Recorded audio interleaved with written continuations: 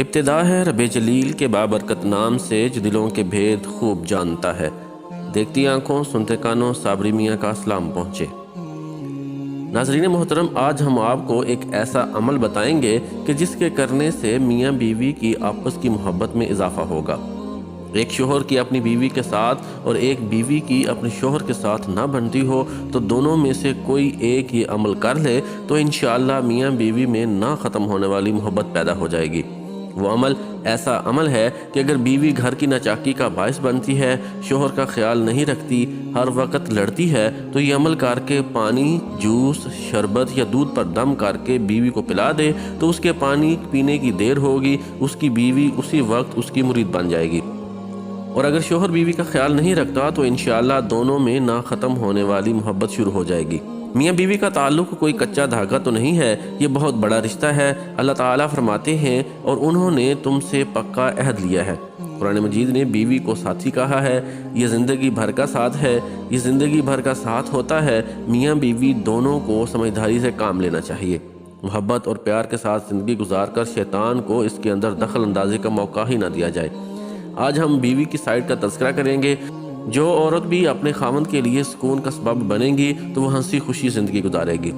آپ نے الائچی پر، پانی پر یا دودھ پر 100 بار یا قدوس ہو یا سلام ہو، پھر 33 بار سورہ کوثر اور 10 بار سورہ فاتحہ، اول و آخر میں 3 بار درود ابراہیمی پڑھ کر پانی پر دم کر دیں۔ یہ پانی چاہے صبح کے وقت یا شام کے وقت آپ اپنی بیوی یا شوہر کو پلا دیں۔ انشاءاللہ اس عمل کے کرنے کی دیر ہوگی، پھر دیکھیں ان کے دل کو اللہ تعالیٰ کیسے نرم بنا دیتے ہیں۔ سورہ کوثر کا ایک اور بہت ہی پاورفل وظیفہ ہے۔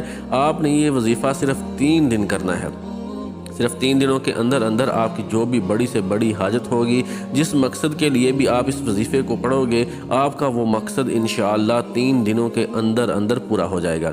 آپ کا مقصد کوئی بھی ہو، آپ کی حاجت جتنی مرضی بڑی ہو، آپ کی پریشانی کوئی بھی ہو، آپ جس بھی مقصد کے لیے اس وظیفے کو پڑھو گے، آپ کا وہ مقصد انشاءاللہ 3 دنوں کے اندر اندر پورا ہو جائے گا۔ آپ نے یہ وظیفہ جمعرات، جمعہ اور ہفتہ 3 دن وظیفہ کرنا ہے۔ انشاءاللہ یہ وظیفہ کرنے سے آپ کی ہر جائز حاجت، آپ کی بڑی سے بڑی پریشانی ختم ہو جائے گی۔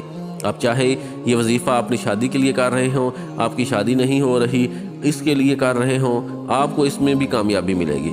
آپ بے روزگار ہیں، آپ کو کوئی کام نہیں مل رہا، آپ اس کے لیے بھی یہ وظیفہ کر سکتے ہیں۔ آپ کے دشمن ہیں، ان سے چھٹکارا پانے کے لیے بھی آپ یہ وظیفہ کر سکتے ہیں۔ کسی کے دل میں آپ اپنی محبت پیدا کرنا چاہتے ہیں تو اس عمل کے لیے بھی آپ یہ وظیفہ کر سکتے ہیں۔ آپ کو کوئی بھی حاجت ہو، کوئی بھی مقصد ہو، اس وظیفے کے ذریعے آپ اپنا مقصد پورا کر سکتے ہیں۔ آپ نے صرف اس وظیفے کو کرنا ہے اور انشاءاللہ 3 دن کے اندر اندر آپ کا ہر مقصد پورا ہو جائے گا۔ اس وظیفہ کو شروع کرنے سے پہلے درود شریف لازمی پڑھیں۔ آپ نے وظیفہ کس طرح کرنا ہے؟ آپ نے سورہ کوثر پڑھنی ہے۔ سورہ کوثر قرآن پاک کی سب سے چھوٹی سورت ہے۔ یہ سورہ قرآن پاک کے 30ویں پارے میں ہے۔ آپ نے جمعرات کو یہ وظیفہ کرنا ہے اور ہفتے کو یہ وظیفہ ختم کرنا ہے۔ 3 دن آپ نے یہ وظیفہ کرنا ہے۔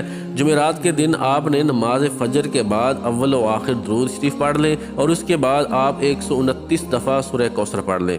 صبح نماز فجر پڑھ کر اس وظیفے کو کریں یا پھر نماز عصر پڑھ کر اس وظیفے کو کریں۔